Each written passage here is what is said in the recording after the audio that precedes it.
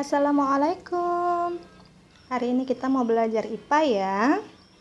Karena minggu depan kita sudah mau ujian. Nah, kalau kemarin kita belajar tentang sumber-sumber energi, sekarang kita akan belajar bentuk-bentuk energi itu apa aja.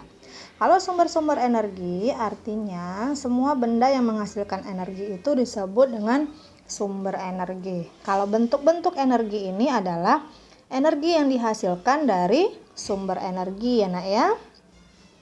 Nah, perhatikan. Bentuk-bentuk energi ada 6. Kita bahas satu-satu ya sayang. Yang pertama adalah energi panas ataupun heat energi. Nah, energi panas ini berasal dari benda yang memiliki suhu yang tinggi. Contohnya matahari, api. Jadi matahari dan api ini menghasilkan energi panas ya. Ada juga selain matahari dan api, setrika juga menghasilkan energi panas ya sayang. Nah, manfaat dari energi panas ini untuk apa? Salah satunya untuk mengeringkan pakaian, untuk memasak, mengeringkan padi, jagung, ikan, asin, dan lain-lain. Oke. Kemudian yang kedua ada energi bunyi ataupun sound energy. Energi yang dihasilkan oleh benda yang bergetar ini disebut dengan energi bunyi. Contohnya apa? Contohnya adalah suara manusia. Nah, suara manusia terdengar, nah itu dia namanya menghasilkan energi bunyi. Kemudian klakson mobil yang dibunyikan, gitar yang dimainkan. Nah, ini semua menghasilkan energi bunyi ya. Ini dia, radio juga menghasilkan energi bunyi. Televisi juga menghasilkan energi bunyi ya nak. Gitar yang dimainkan. Ya, manfaat dari energi bunyi ini ada 3 ya. Yang pertama untuk komunikasi. Kemudian untuk hiburan. Yang ketiga menandakan adanya bahaya atau keadaan darurat. Jadi untuk berkomunikasi dengan alat telekomunikasi, misalnya handphone. Nah, suara kita itu sampai ke suara orang yang kita telepon. Makanya energi bunyi ini bermanfaat untuk komunikasi. Kemudian hiburan. Nah, dengan mendengar musik, maka kita menjadi terhibur ya nak ya. Kemudian sirene ambulans, sirene polisi, sirene pemadam kebakaran. Nah, itu menandakan adanya bahaya atau keadaan darurat. Jadi ini adalah salah satu manfaat dari energi bunyi. Kemudian yang ketiga ada energi cahaya atau light energy. Nah, energi cahaya ini berasal dari sumber energi yaitu matahari, api dan lampu. Jadi matahari, api, lampu. Nah, ini menghasilkan energi cahaya. Manfaatnya untuk apa? Manfaat dari cahaya ini untuk menerangi bumi, membantu tumbuhan melakukan fotosintesis. Fotosintesis itu apa, Miss? Nah, fotosintesis ini artinya proses memasak makanan pada tumbuhan ya. Jadi fotosintesis ini menggunakan cahaya matahari ya sayang ya. Jadi manfaat dari cahaya matahari membantu proses fotosintesis pada tumbuhan. Ini dari manfaat energi cahaya.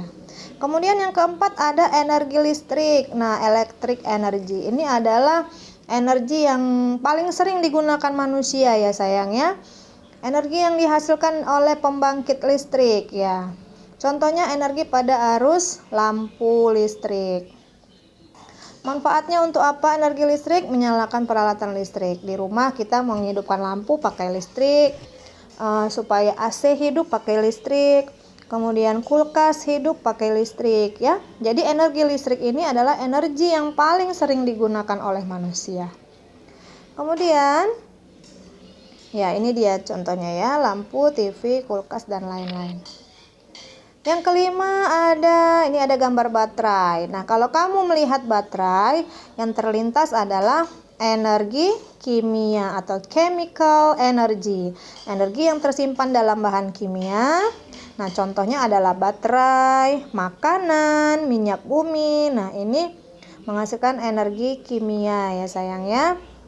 Nah, manfaat dari energi kimia ini, kalau dia makanan, dia bermanfaat sebagai energi untuk aktivitas manusia. Jadi kita manusia bisa beraktivitas, bergerak, melakukan kegiatan. Kalau kita tidak mengisi tubuh kita dengan makanan, maka tubuh kita akan lemas ya sayang ya. Kemudian baterai. Nah, baterai ini bermanfaat untuk menggerakkan benda. Benda apa aja?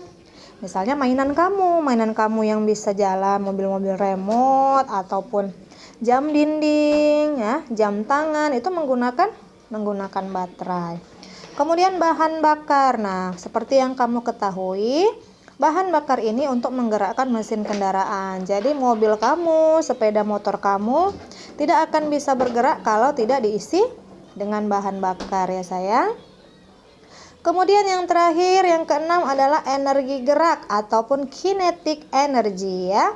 Jadi energi gerak ini dimiliki oleh benda yang bergerak. Contohnya ketika kita bergerak, kemudian angin. Nah, angin ini adalah sumber energi.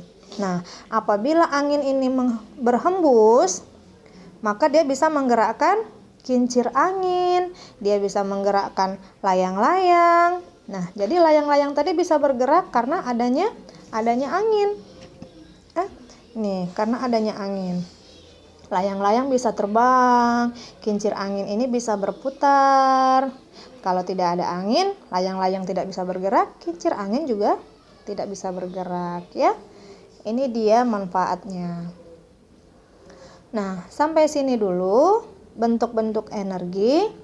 Jadi yang perlu kamu ingat ya, bentuk energi ada 6 tadi. Kemudian manfaat-manfaatnya apa saja sudah Miss jelaskan. Mudah-mudahan anak Miss bisa paham dan nanti hari Sabtu depan bisa menjawab soal ujian dengan gampang ya sayang. Sampai sini dulu, wabillahi taufik wal hidayah. Wassalamualaikum warahmatullahi wabarakatuh. Sampai jumpa.